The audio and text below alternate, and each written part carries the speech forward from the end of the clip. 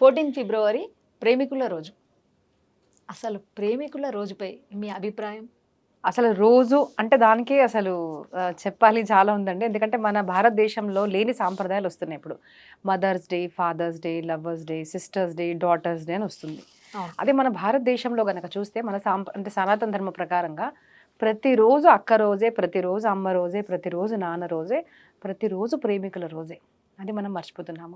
మనకు పూర్వం గనక చూస్తే రోజు అమ్మ నాన్నని దీవెనలు తీసుకొని మనం బయటికి వెళ్ళేవాళ్ళము. సో రోజు నమస్కారం చేయాలని మనకు చెప్పారు కానీ కొంతమందికి ఎందుకు మదర్స్ డే, ఫాదర్స్ డే అంటే వాళ్ళు ఓల్డ్ ఏజ్ హోమ్‌లో వేసేస్తారు. సో అలాంటి పేరెంట్స్‌ని కలవడానికి ఒక్కరోజు మదర్స్ డే, అందరూ ఆ రోజు వెళ్ళి మాత్రం హ్యాపీ మదర్స్ డే అని చెప్తున్నారు. హ్యాపీ అని చెప్తున్నారు ఏంటిది అంటే ఈ రోజన్నా వచ్చాను సంతోషించు అని చెప్తున్నారేమో నాకు అనిపిస్తుంది. ఎందుకంటే మన దగ్గర రోజు అమ్మ నాన్నని పూజించే రోజు. అలాగే ప్రేమికుల రోజు అన్నది అసలు మన సాంప్రదాయం కాదు. ఓకే. అంటే మన సాంప్రదాయంలో ప్రేమనే లేదంటారా? ప్రేమ, ప్రేమికుల వ్యవస్థ అనేది లేదా? అసలు మన సాంప్రదాయంలో ప్రేమ లేని స్టోరీస్ లేవండి. భాగవతం, రామాయణం, మహాభారతం ఎన్నెన్నో. ఇప్పుడు మన దేశాన్ని మన భారతదేశం అంటాం. చాలామంది ఇప్పుడు ఇండియా అంటున్నారు కానీ భారత్ అన్న పేరు ఎలా వచ్చిందండి? మన శకుంతల వివాహం గనక మనం చూస్తే శకుంతల దుష్యంతులు అది ప్రేమ కాదా అండి? అదే అంటున్నా. అంటే మన సాంప్రదాయంలో ప్రేమ ఉంది. ఉంది. లేదు అనేదానికి తావు లేదు అనడానికి లేదు. ఓకే. నల దమయంతి స్టోరీ చూడండి మీరు. ఓకే. అంతే కదా. ఇలాంటివి ఎన్నో స్టోరీస్ మన దగ్గర భాగవతం, రామాయణం, మహాభారతం అన్నిట్లో ఉన్నాయండి. మన దగ్గర ప్రేమ అనేది ఉంది. ప్రేమ అనేది వాస్తవం. మరి ప్రేమికులకు వయసుతో సంబంధం ఉందా లేదా? అంటే ప్రేమకు ప్రేమికులకు అది ఒక చాలా వింత క్వశ్చన్ అండి. ఏంటిది అంటే ఇప్పుడు ఇంగ్లీష్ ఎడ్యుకేషన్ సిస్టమ్ రావడం వల్ల అందరూ కామన్గా ఒక వర్డ్ వాడతారు. ఏంటిదంటే there is know everything is fair in love and war అని అంటారు. అంటే ప్రేమలో, యుద్ధంలో అన్నీ కూడా ఏదన్నా ఓకే కానీ అది మనం జయించాలి దాన్ని అంటారు. బట్ ఇది ఆధునిక వాళ్ళు చెప్పింది. ఎక్కడ కూడా మహాభారతం, రామాయణంలో మన వైదిక సిద్ధాంతం కాదు. ఇట్ ఈస్ మనం దానికి అగేన్స్ట్గా ఉండాలి. ప్రేమకు తర్వాత యుద్ధానికి కూడా కొన్ని నియమాలు ఉన్నాయి, ఉండాల్సిందే. ఓకే, ఖచ్చితంగా ఉండాలి. అది ఎలాగ తప్పుడుగా ప్రచారం చేస్తున్నారు అంటే ఎక్కువ ప్రచారం చేస్తున్నారు దాన్ని. ఎలాగ అయిపోయింది సమాజంలో అంటే ఒక 60 years ఓల్డ్ మ్యాన్, 60 years ముసలివాడు ఒక 14 years 20 years అమ్మాయిని చేసుకుంటున్నాడు. ఎందుకంటే అలా చేసుకున్నారు అంటే, లేదంటే ఓల్డ్ అబ్బాయి అమ్మాయి ఏదన్నా కానివ్వండి, ఒకరు చాలా పెద్ద ఏజ్, ఒకరు చిన్న ఏజ్. అంటే తాత ముత్తాతల వాళ్ళు మనవరాలను చేసుకున్నట్టుగా చేసేసుకుంటున్నారు. ఏంటిది అంటే మనము అసలు ప్రేమకు వయసు అనేది ఉండదు అంటారు. ఎందుకు ఇలా జరుగుతుంది అంటే ప్రేమ అంటే అర్థం కాలేదు. ప్రేమ అంటే ఏంటిదండి? ఫర్ ఎగ్జాంపుల్ ఇప్పుడు నేను ఐ లవ్ యూ కల్పన గారు అన్నాను నేను. అయితే వెంటనే ఇప్పటి కాలంలో కనుకుంటే అమ్మో నేను అట్లాంటి అమ్మాయిని కాదు అంటారు.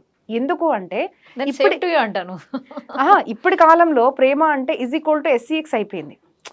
ప్రేమ అంటే శారీరక సంబంధం వల్ల అమ్మాయి నన్ను ఐ లవ్ యూ అంటుంది ఏంటి, అబ్బాయి కదా నాకు చెప్పాల్సింది, అమ్మాయిలు చెప్తున్నారు ఏంటి అంటే ఎందుకు అంటే ప్రేమ = మన శాస్త్రం ప్రకారం చెప్పాలంటే ప్రేమ అంటే శివ, ప్రేమ అంటే కళ్యాణం. శివ అంటే శివుడు కాదండి.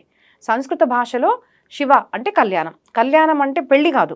కళ్యాణం అంటే మంచి జరగాలి.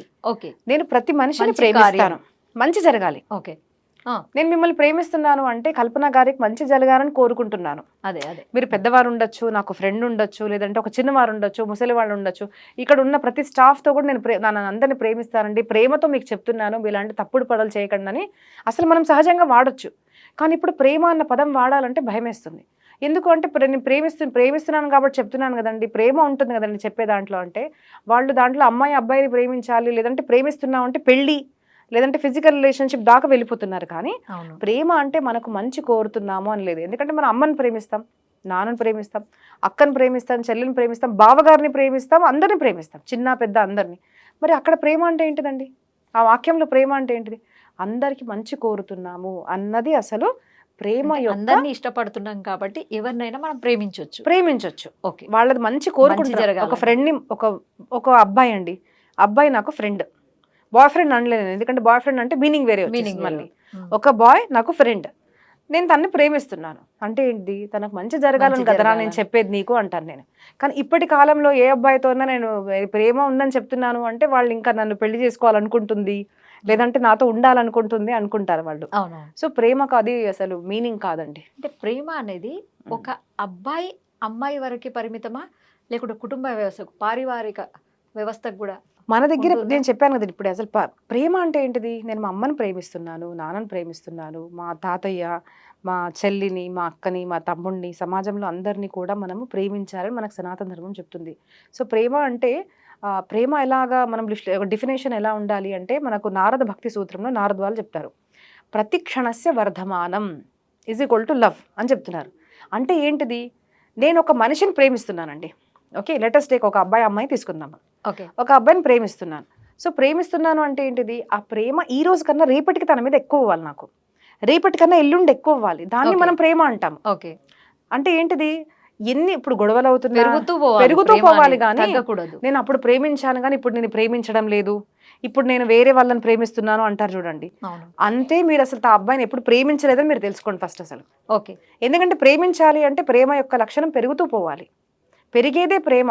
అది తగ్గుతుంది అంటే అది ప్రేమ కాదని మనం తెలుసుకోవాలి.